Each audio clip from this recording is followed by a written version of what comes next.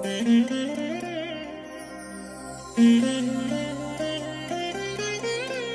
దినం పరము నుండి దిగివచ్చు మాట, ఇది నీ జీవితానికి వెలుగుల బాట, నీ ఒడిలో ఉంచబడిన దీవెనల మూట, అద్భుతాల ఆనంద ఊట. మార్చి 17 సంవత్సరమంతా మీరు బైబిల్ చదివి ముగించడానికి ఈరోజు మీరు చదవలసిన లేఖన భాగము ఉదయం ద్వితీయోపదేశ కాండం 30 మరియు 31 అధ్యాయములు, సాయంత్రం మార్కు సువార్త 15వ అధ్యాయము 1 నుండి 25వ వచనం వరకు. ప్రభునందు నా ప్రియమైన దేవుని బిడ్డలారా, మీ అందరికీ నా ప్రశస్తమైన వందనాలు తెలియజేస్తున్నాను. ఈ ఉదయకాలం ప్రభు తన వాక్కును మీ వద్దకు తీసుకుని వస్తున్నారు. దేవుని మాట మనకు జీవాన్నిస్తుంది. 10,000 మంది 10,000 మాటలు మాట్లాడినా అందులో జీవం లేదు. కానీ దేవుడు నీతో ఒక్క మాట మాట్లాడితే చాలు, అందులో జీవం ఉన్నది గనక నీ పరిస్థితులలో ఒక మార్పు సంభవిస్తుంది. నీ జీవితంలో ఘన విజయాలు చోటు చేసుకుంటాయి. మహిమ నుండి అధిక మహిమలోకి నీవు సాగి వెళ్తావు. ఆయన యొక్క ప్రశస్తమైనటువంటి కృప నీ జీవితంలోకి వర్షధార వలె ప్రవహిస్తూ ఉంటుంది.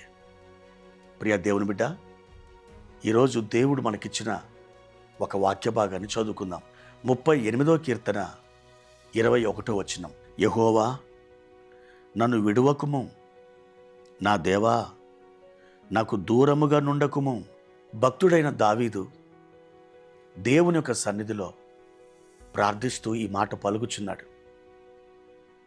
ఈ కీర్తన దావీదుకి ఒక పాటే, కానీ ఈ పాటలో అతడు దేవునికి చెబుతున్న ఒక మాట ఉంది. ఆ మాట ఒక ప్రార్థన. దేవా యెహోవా నన్ను విడువకుము, నా దేవా నాకు దూరముగా ఉండకుము అంటూ దావీదు ప్రార్థిస్తున్నాడు. ఎందుకు దావీదు ఇలా మాట్లాడుతున్నాడు? దావీదు దేవునికి ఈ ప్రార్థన చేయవలసినటువంటి అవసరం ఏమొచ్చింది అంటే, దేవుడు దావీదుని విడిచిపెట్టాడా? దావీదుకి దేవుడు దూరంగా వెళ్ళిపోయాడా? ఆయన మనస్సుకి, ఆయన హృదయానికి ఆ విధంగా అనిపిస్తుంది. ప్రియ దేవుని బిడ్డలారా, మన జీవితంలో కూడా అనేక మార్లు అంతే కదా. దేవుడు నాకు చాలా దూరంగా వెళ్ళిపోయాడు, నేను ఒక ఒంటరిదాన్ని అయిపోయా, నేను ఒక ఒంటరి వాడను, నన్ను ఆదుకునే వారికి ఎవరు లేరు. ఎవరి మీద నేను ఆశలు పెంచుకున్నానో, ఎవరు నాకు సహాయకులని భావించానో వారందరూ ఈరోజు మొండి చేతులు నాకు చూపించారు. ఇంకా నాకు దిక్కేది? నాకెవరున్నారు? ఇలాంటి పరిస్థితుల గుండా వెళుతున్న నాకు ఏదైనా ఒక ఆపద సంభవిస్తే నా పరిస్థితి ఏమిటి? నిజానికి ఆదరించవలసిన వారు ఆదరించకుండా నాకు దూరమైపోయారే. దేవుని వైపు చూస్తే దేవుడు కూడా నాకు దూరంగా ఉన్నట్లు అనిపిస్తుంది కదా, నన్ను విడిచిపెట్టినట్లుగా అనిపిస్తుంది కదా. ఇంకా నేను ఏం చేయాలి? ఎక్కడికి పోవాలి? నాకెవరు సహాయం చేస్తారు? ఇలాంటి ఆలోచనల గుండా ఒక సగటు విశ్వాసి యొక్క జీవితం సాగి వెళ్తూ ఉంటుంది. భక్తి జీవితంలో ఎంతో గొప్ప స్థాయికి చేరుకున్నటువంటి వాళ్ళు కూడా ఇలాగే తలుస్తూ ఉంటారు. ఆయా సమయాలలో ఇలాంటి విషమ పరిస్థితులను వారు ఎదుర్కొంటారు. మీ జీవితంలో కూడా ఇలాంటి పరిస్థితులు సంభవించాయి కదూ. అయితే ఒక్క మాట, దావీదే తన కీర్తనలో ఒక మాట చెప్పాడు. యెహోవా నా కాపరి, నాకు లేమి కలగదు. దేవుడు దావీదుకి కాపరిగా ఎప్పుడెప్పుడున్నాడు? ఒక శనివారం సబ్బాతు రోజా, లేకపోతే ఆదివారమా, లేకపోతే శుక్రవారమా? ఎప్పుడున్నాడు? దావీదుకి కాపరిగా దేవుడు ఏ ఏ సమయాల్లో ఉన్నాడు మనకు తెలుసు.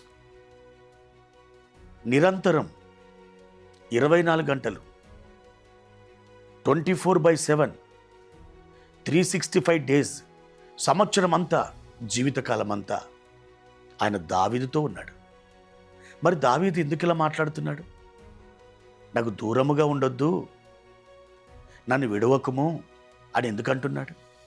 ఎందుకనంటే అతడు ఎదుర్కొంటున్న పరిస్థితులు అలాంటివి. మరి మనం కూడా కొన్నిసార్లు నాకేంటి, దేవుడు నాకున్నాడు, నేను సమస్తాన్ని జయించగలను, నాకు ఎదురే లేదు అనుకున్నటువంటి సందర్భాలు లేవా? ఉన్నాయి.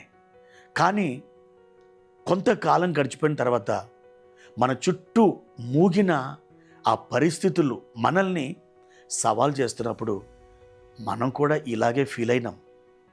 అయితే ఈ ఉదయం దేవుడు అంటున్నాడు, నా బిడ్డ, నువ్వు అలాగే ఎన్నడూ తలంచవద్దు. నేను ఎన్నడూ నిన్ను విడనాడను, ఎన్నడూను నీ చెయ్యి వదలను, నీకు ముందుగా సాగి వెళతాను, నీవు నిరీక్షణతో నన్ను వెంబడించు, నీకు మేలు కలుగు మార్గంలోనే నిన్ను తోడుకుని వెళ్తున్నాను. ఈ లోకపు పరిస్థితులు, సమస్యలు నిన్ను ఏమీ చేయలేవు. నేను నీతో ఉండగా అవన్నీ కూడా నీ పాదాల కిందికి వచ్చేస్తాయి. ఈ మాటలు పరిశుద్ధాత్ముడు నీ హృదయంతో మాట్లాడుతున్నాడు.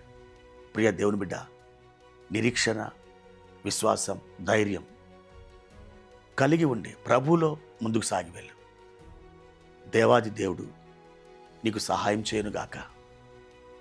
ప్రార్థన. పరిశుద్ధుడా, ప్రేమ కలిగిన తండ్రి, మీ ఘనమైన నామానికి వందనాలు. ఈ ఉదయకాల సమయంలో ప్రభువా, మీరు మాకిచ్చిన అద్భుతమైనటువంటి సందేశం కొరకు వందనాలు. మీరు మమ్మల్ని విడనాడలేదు, మీరు మాకు దూరముగా ఉండలేదు అయ్యా, అత్యంత సమీపములో మాతో ఉన్నారు. మా నాయన, ఈ దివ్య భాగ్యాన్ని బట్టి వందనాలు.